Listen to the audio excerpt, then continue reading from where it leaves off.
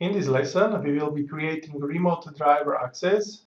So for example, if we will be creating some UI elements during gameplay, and we want them to use one shared driver to have nice synchronized animation, it will be possible. So let's start. Inside the driver folder, let's create new C# script, and let's call it driver remote access. Let's open it. First clean the file, remote mono behavior. Let's add system.serializable so our variables will be visible inside editor. And let's create public int driver ID equals 0. This variable will be representing unique ID for our remote driver. So later we can connect to this driver just by writing this ID to our controller. Next, let's create public static dictionary of type int and driver with the name remote driver dict, and let's initialize it so it equals new dictionary of type int and driver. Now to explain what is dictionary, it is basically collection of unique keys and their values, and for us it will be very useful because we can store here driver with a unique driver ID key. And we are using static keyword with this dictionary because we can access it very easily just by writing driver remote access class dot remote driver dict. Just remember, static variables are shared across all instances, but they can be accessed just from the type itself. To continue, let's create public void update remote driver method with the driver myDriver parameter. This method will be adding our driver to the dictionary with a unique key, but only if the key doesn't already exist inside dictionary. First, let's check if our driver ID doesn't equal 0, because we don't want to add driver to the dictionary if it have default value 0. Now we need to check if our dictionary doesn't have this key already. So let's write if remote driver dict dot contain key driver ID equals false. So if dictionary doesn't have it, let's add it. Just write remote driver dict dot add our driver ID and our myDriver variable. Change the colors. Save the file. Open driver script.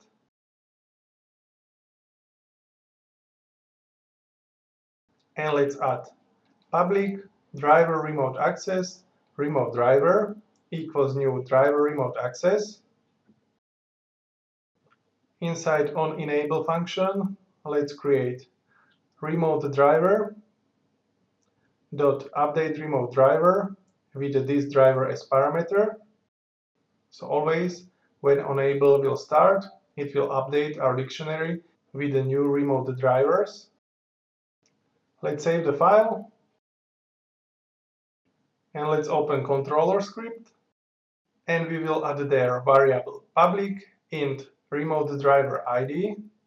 And let's create method which will connect controller to the remote driver. So let's create method public void connect remote driver. And we will check the same if remote driver ID doesn't equal 0. And if our dictionary will contain this driver ID key by writing if driver remote access dot remote driver dict dot contain key remote driver ID. So we can use our driver by variable to be equal driver remote access dot remote driver dict, and we will use remote driver ID as a key. Now we can add this controller to the driver. So let's write driver by dot controllers dot add and use this controller as a parameter. Let's create two more methods, onEnable and onDisable. So when onEnable will be triggered, let's connect the remote driver. And if for some reason we will be disabling this game object, let's write driver by dot controllers dot remove and this as a parameter. So now we should not get any errors, even if we delete this controller during the gameplay. The last step, let's add connect remote driver also to the start method. Now we can change the colors, save the file, and we can test it. So first, let's select star01, star02, star03 and canvas group test game object, and let's delete it.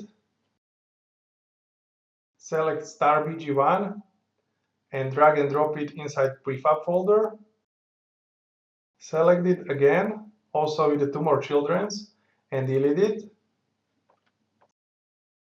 Select starbg prefab and double click on it to open it.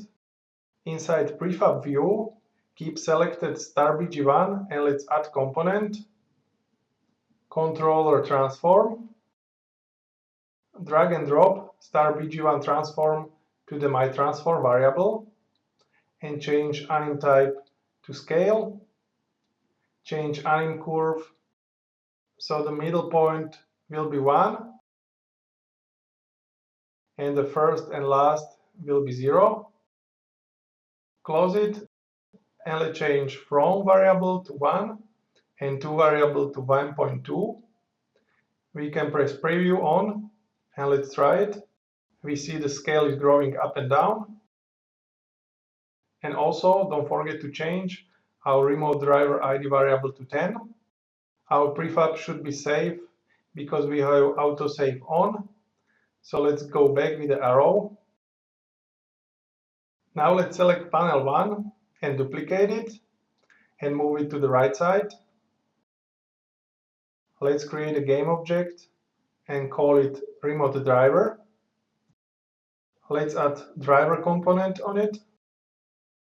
Change duration to 1, auto start to on, auto repeat to on, and also don't forget to use driver ID 10, which is the same as we used inside our prefab controller.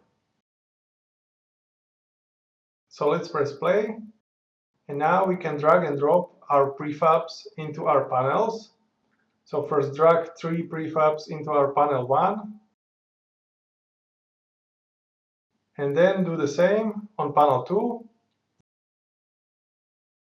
And we see our animations are synchronized, so our remote driver worked nicely.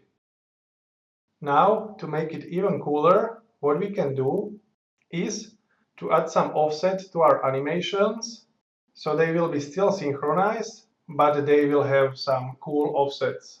First, let's fill our panels with the prefabs inside the editor instead of gameplay.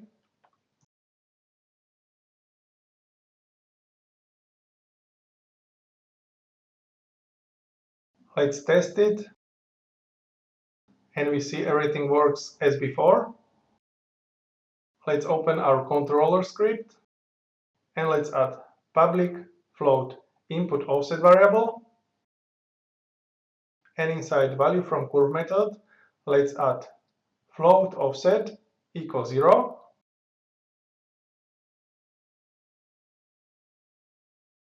And if input offset doesn't equal 0, our offset equals input offset divide 100. We are dividing it by 100 because we will be adding offset as a percentage value. So for example, 10%, 20%, 40%, and so on. Next, let's create float result, which equals matf.repeat,